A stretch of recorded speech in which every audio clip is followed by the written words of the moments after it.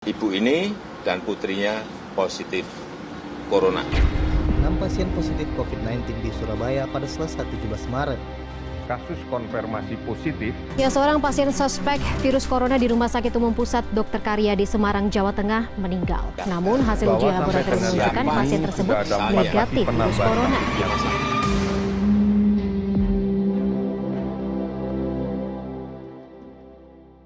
Udah berapa banyak coba informasi dan berita yang udah kita telan. Belum lagi kita udah mulai nih menerapkan karantina secara mandiri. Tentu aja waktu kita untuk sweep di media sosial semakin meningkat. Dan itu highlightnya udah bisa kalian tebak apa.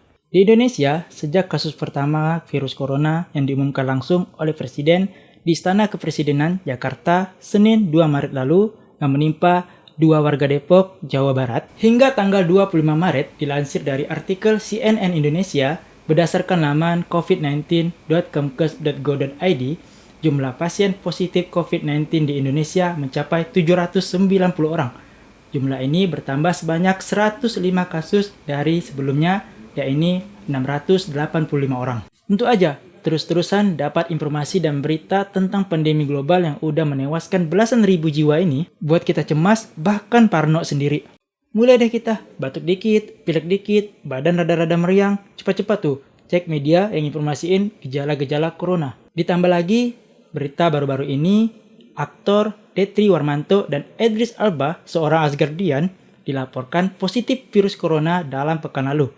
Disebutkan kedua aktor ini nggak merasakan gejala apapun, kayak batuk kering, pilek, atau sesak napas. Nah, makin cemas deh kita. Padahal kita baik-baik aja nih. Tidur, lalu besoknya bangun, pas nelan, tenggorokan rada-rada nyeri nih. Mulai deh bawaannya nggak enak dan mulai cemas. Gimana?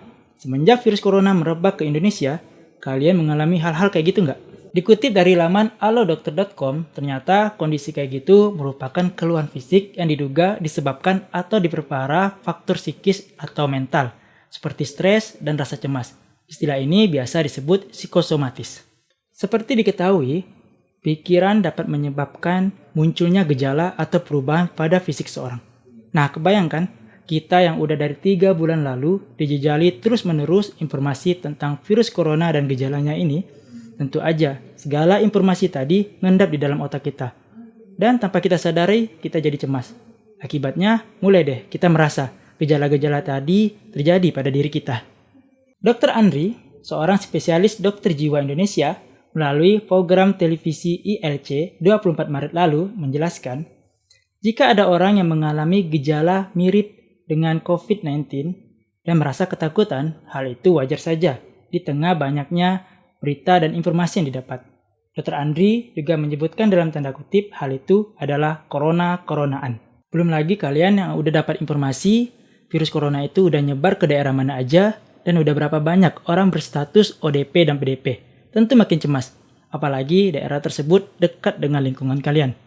Lebih lanjut, Dr. Andri menjelaskan, biasanya manusia daya tahannya akan lebih baik jika mendapat safety atau rasa aman, karena kondisi tersebut akan membuat manusia lebih tahan terhadap stres. Nah, dari situ pentingnya buat kita jaga diri sendiri, misalnya dengan diam di rumah aja, karena hal tersebut akan membuat kita memiliki rasa aman dan akan meningkatkan daya tahan tubuh.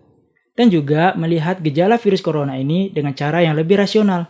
Misalnya nggak mudah panik dan pahami dulu nih kapan harus ke dokter. Selain itu, penting banget nih kita udah mulai membatasi diri dari berita atau informasi mengenai virus corona ini.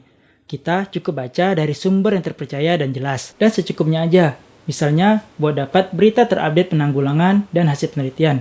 Juga kegiatan-kegiatan yang relevan untuk situasi dan kondisi saat ini.